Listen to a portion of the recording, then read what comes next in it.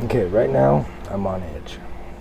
Uh, my wife's nephew tried to burn our house down back in 2019 on January 1st. Actually, I think it was December 31st of 2018. Regardless of that, uh, he tried to set the house on fire while I was at work and my wife was in her room, and that is technically attempted murder and arson. So the wife caught the fire, and she brought the firemen and the cops over, and they took pictures of where the fire was set and how big it got before it was put out. Now, no charges were filed against this boy. Got away with it. A little later in the year, his wife ends up dead. Or maybe it was before that, but his wife was admitted to the hospital for bleeding from the back of the skull and bruises everywhere. And yes, he is one of those domestic assault freaks. So she's admitted to the hospital, and she dies of a pre-existing heart condition. And you got this boy going around town saying he did not use his steel-toe boots when he kicked her in the head. That's the messed up part. Now, people want to know why I'm on edge. Well, this boy comes to our house to start stuff every time he has a chance. It's like the only thing on his mind is this house, who's in it, and what he can do to it. This is messed up. Can't get rid of this boy. You can't get him put in jail for the crimes he has committed. His 12-year-old sister walked into an empty trailer and found him with a 13-year-old girl, his pants down, her head in his lap. That's how she caught them. Cops did nothing because the girl had no parents, living with the grandfather, blah, blah, blah, this, that. This is how Oklahoma functions.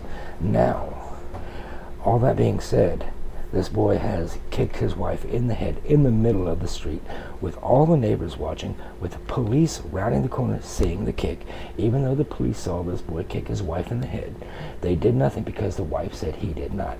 They said that they had to have the wife say that he kicked her. Now, I believe third-party witnesses can override her words. But no, that's not how Oklahoma works.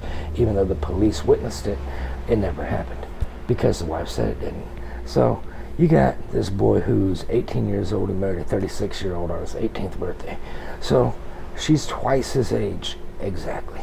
Now, every day in the marriage, he beats the hell out of her. Now, before that, he dropped out of 9th grade special education, acted like he was going loony, has some anger management problems, is a total psychotic who could cry on will to make people or manipulate people into thinking that he is a human being, and he's not.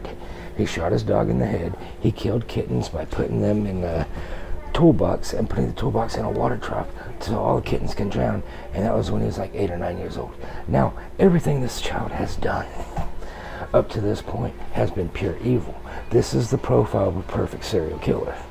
He has kicked me in the face in the presence of my child, gave the video to the cops. They did nothing. They gave him a ticket to leave the house for about 2 days.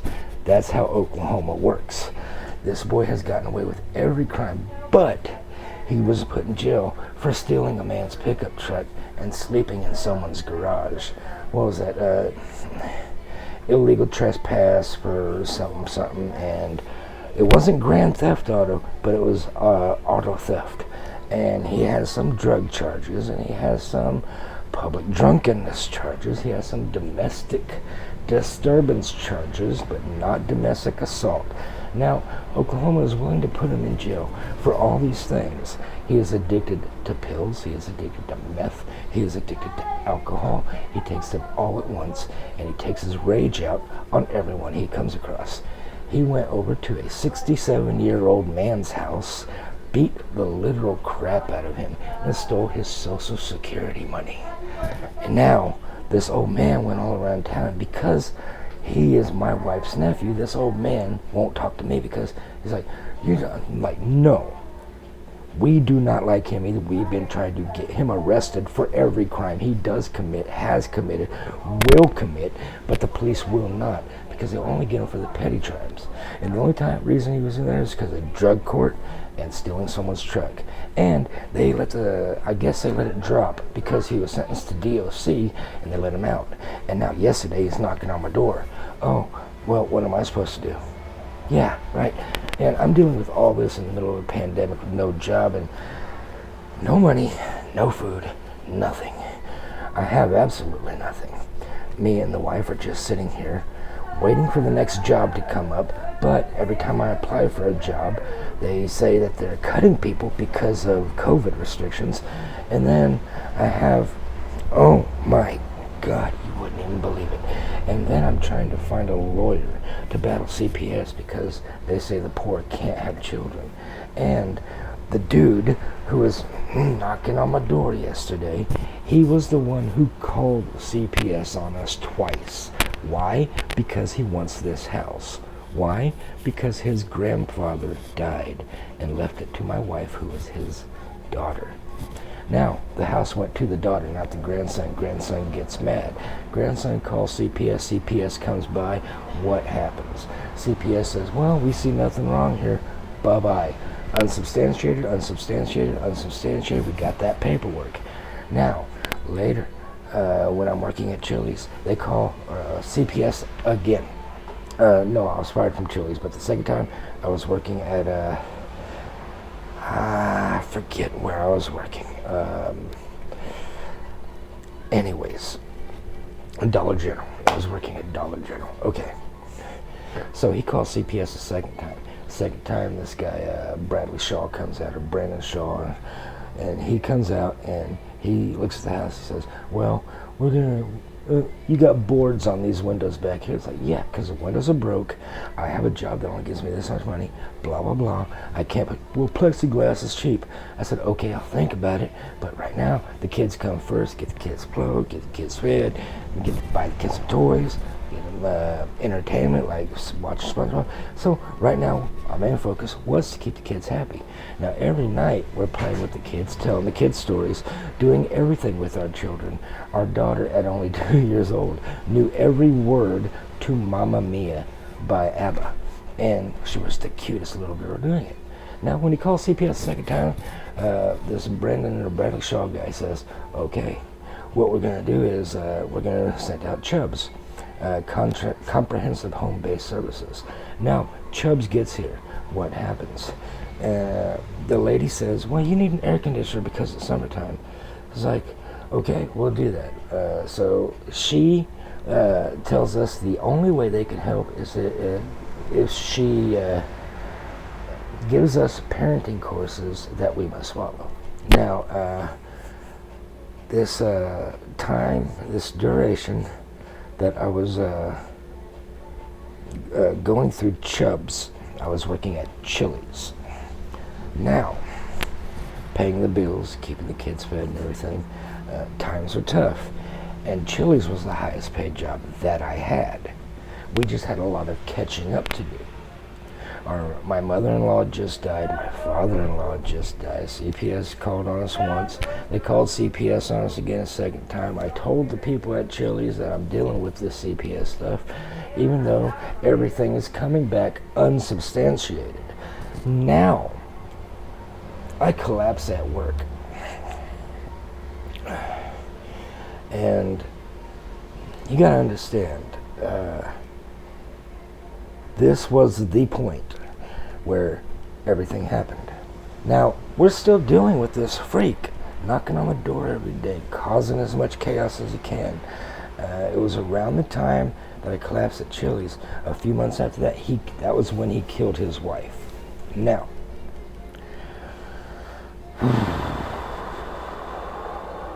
I collapse at Chili's and I crawl to the office and I say, call 911, something's wrong with me. He looks, he says, can you call your wife's uncle instead? Because I really can't. I'm not allowed to call 911. I said, I don't know why you're not allowed to call 911. Call anyone. I need to get to the hospital quick. So he calls my wife's uncle and he puts me out in the parking lot. I'm going into convulsions. I'm having seizures. 45 minutes to an hour pass because this 72-year-old man just woke up, had to have his morning coffee, got dressed, did whatever he did for an hour because he only lives 2 minutes away. Finally picks me up an hour later, gets me to the hospital. They do not take me to the ER. What they do is they rush me up to the ACU and they say, you were almost dead. So a couple hours later, you would have died of septic shock. But we're trying to find the cause of it. We can't diagnose it yet. It took them 3 days. They gave me a spinal tap. They drew blood. Every test you can think of to find out what gave me this blood infection. Now, turns out they said your potassium levels are like gone. You have no potassium in your system whatsoever. So they started giving me potassium tablets, and they started giving me a whole bunch of other medications. So they finally just, and this was a guess. This is not an official diagnosis. They said, we're going to say septic shock caused by strep. You got strep and you didn't have it treated, and it got into the blood system and the blood got infected. Now here's the weird thing. 2 weeks before I got strep, there was a bartender and 2 servers at Chili's that said they had strep and that they caught it from the manager a week prior to that. And a week prior to that, the manager, Barbara Schubert, and I still have her documented testimony on Facebook saying the 2 managers, Jordan and Junior, wanted to take vacation time at the exact same time. So Barbara had to work that week with strep. She brought a note to work saying, I gotta go home. They said, no, we're taking vacation. They took vacation. She worked with strep. She complained about it the whole time. But we all complain because chili makes us work sick. I was once frying pickles, frying chicken, and frying those little spring rolls, frying fries. I'm doing all this, and I'm vomiting into a trash can because they tell me if I go home, I'm fired. Chili's makes you work while you're sick, so you can only imagine what they're doing during this COVID thing. Now, we get back. Barbara Schubert got strep, gave it to the servers, gave it to me. I collapse at work. I get put in the parking lot to die. And then I find out the only reason he didn't call 911 is because he's an illegal alien who didn't want to file an incident report because he thought the police might show up and he might get arrested. It gets worse. Now, I'm 3 months bedridden, atrophy, 50% of my muscle mass. I was about 300 pounds when I was at Chili's, and then after the muscle mass drop, I weighed about 175. Now, it gets worse. After I finally get enough, there's a constant vertigo, so it's very hard to walk. So I'm trying to get a job while I have vertigo, and unemployment's running out and everything. I'm trying to find what the hell happened. Now, the reason why 3 months later I was so pissed off is because the exact day I collapsed, I was fired. I didn't find out I was fired until August 15th because I was fired on August 5th. That was the day I was collapsed. August 5th, 2017, I collapsed at work. And on the 15th, the neighbor who lives right across the street, who is also a cook with me, his name is Dylan, he said, oh, you were fired a week ago. I was like, no, I wasn't. They told me to come in after I got better. So no, you got fired. So I called the managers. They say, yeah, you got fired. And I said, okay, I'm going to go get unemployment. Unemployment says no. I said, why? They said, because you are considered a no-call, no-show. I said, no, here's the story. So I tell the agent for unemployment the exact same story I just told you. He calls the manager, and the manager says, yes, that's exactly how it happened. And the agent says, well, you can't deny him unemployment if you fired him for getting sick and almost dying in your parking lot. So they gave me unemployment.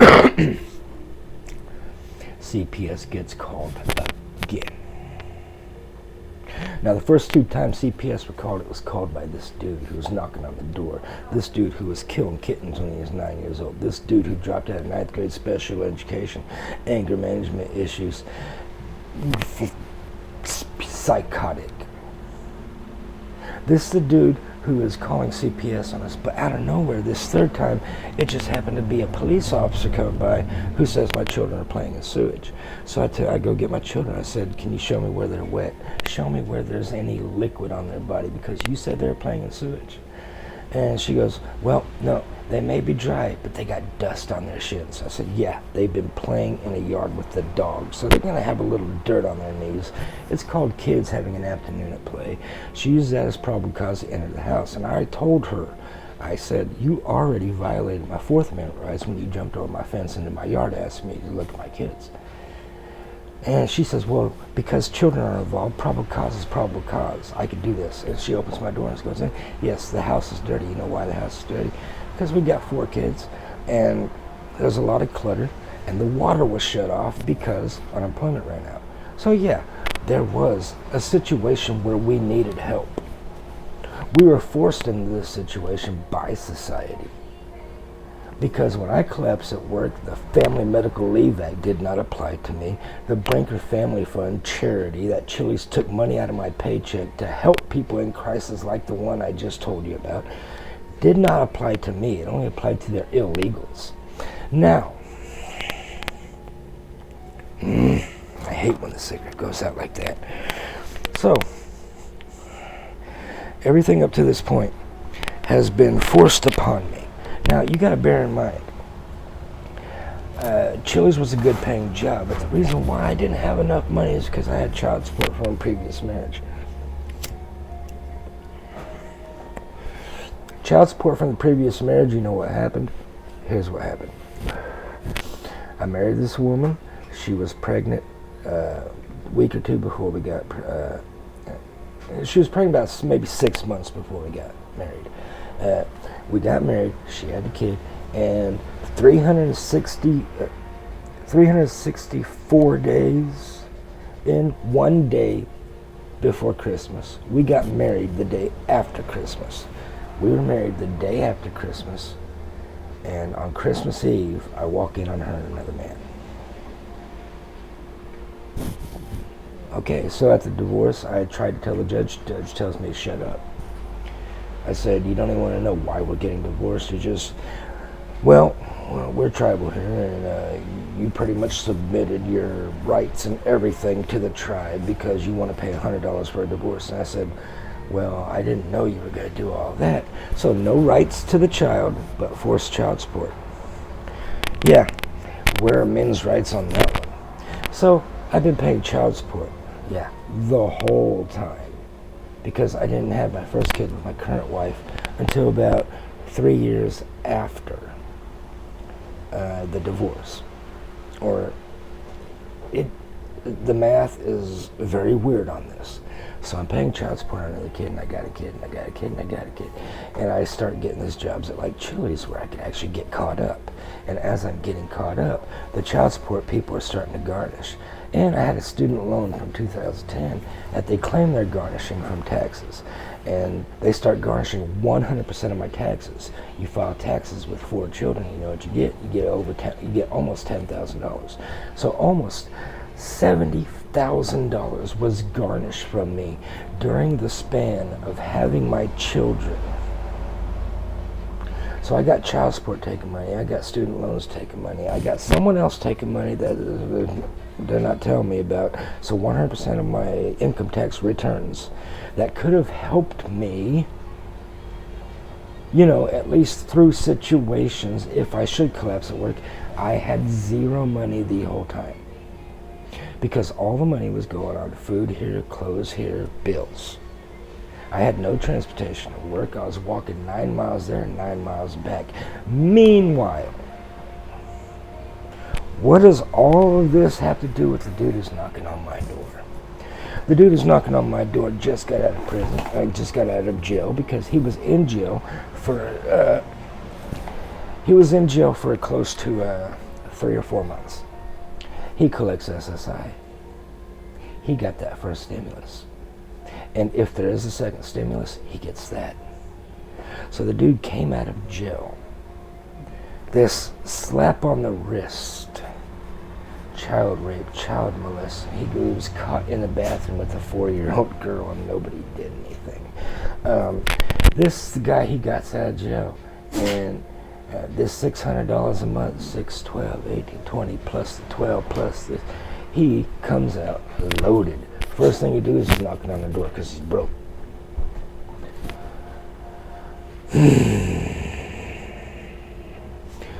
My children were taken from me because this dude had to start a chain reaction with Child Protective Services. The citizen Potawatomi Nation who charges me child support,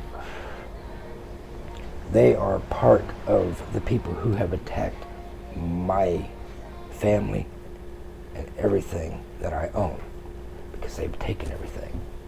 So this dude here is getting paid for being psychotic. Oklahoma will give you SSI for being nuts. But if you have a bad back because you have a ruptured L4 and a fractured L5 and you can't do the heavy lifting and stuff, you're not eligible for SSI. So you gotta buy back braces and work through it and go to Chili's and do everything else. It doesn't matter how disabled you are physically, you gotta go get that job and do that thing so that they can take your taxes, so that they can do everything. Now, in the middle of all this, no law applies to me. The Fourth Amendment gone, Fifth Amendment gone. Seriously. If I stay silent because it might incriminate myself, I'm automatically guilty because I incriminated myself by being silent.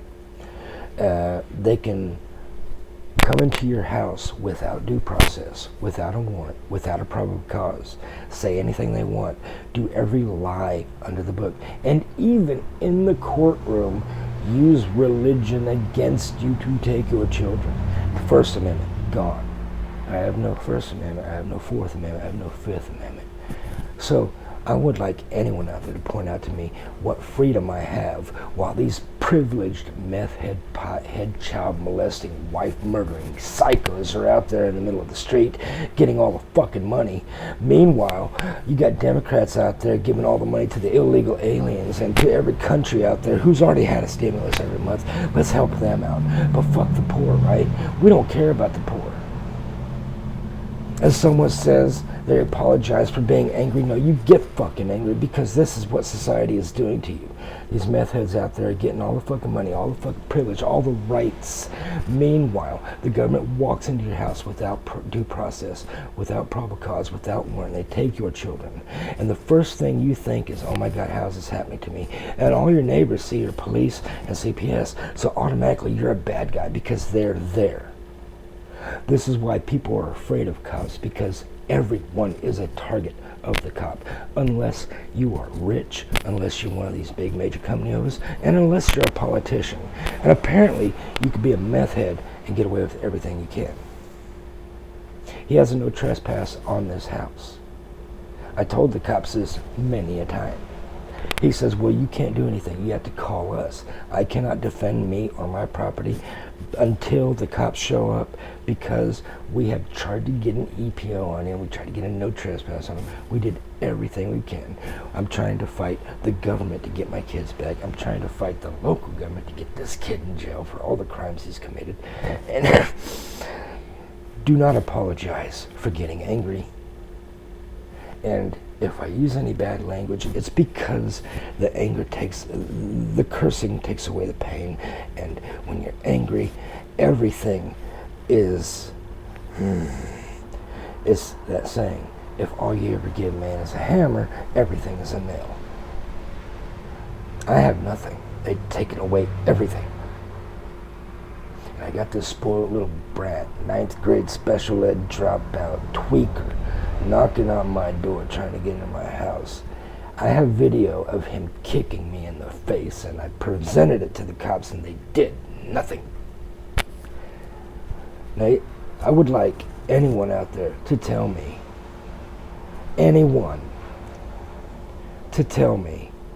how am I privileged? Because I have to sit through the news watching AOC and that Ilhan chick saying all white men are privileged. I have no rights. I am legally enslaved. They took away my family. I got a psycho out here trying to kill me that the police will not keep in jail, will not put in a psych ward. They're garnishing everything I earn. And now the government is sending all this money to tweakers, illegal aliens, putting all this money in all the other countries. What about me? What do we get? Hey, my man. How you doing?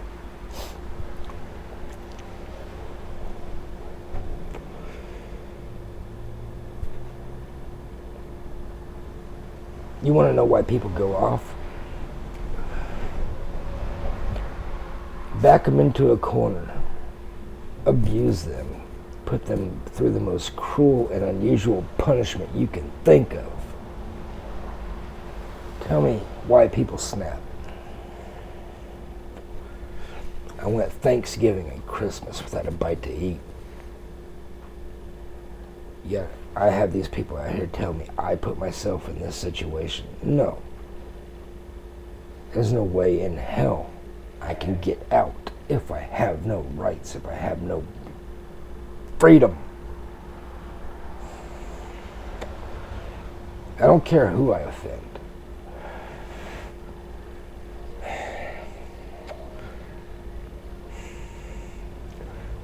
And lately, it seems like praying is not helping. I swear to God, every night I want to kill myself. Every night. But no, I'm not going to. Just because I want to doesn't mean I'm ever going to. Because right now I have that glimmer of hope that someday soon I might see my kids get mic'd. But I was sent to these people to tell me not to kill myself because they want me alive, because they need their slave to pay that ransom. Yeah. Taxes are ransom to people who have no rights. How about if one of us has no rights or freedom, all of us have no rights or freedom? But it doesn't work like that. You won't believe how ignored people like me are. And the only people who understand are the people in the neighborhood. And yes, I don't think I've ever lived north of Faro. I've always been in the ghetto. Always. And they call me racist. Ask anyone, ask all of my neighbors who are black if I'm racist. And I've pretty much lived in this neighborhood my entire life. There's a psycho loose on the streets who will not get the hell out of my neighborhood stalking us. There is a government who is doing everything to take the poor people's rights away, but they want to keep them alive to pay them taxes.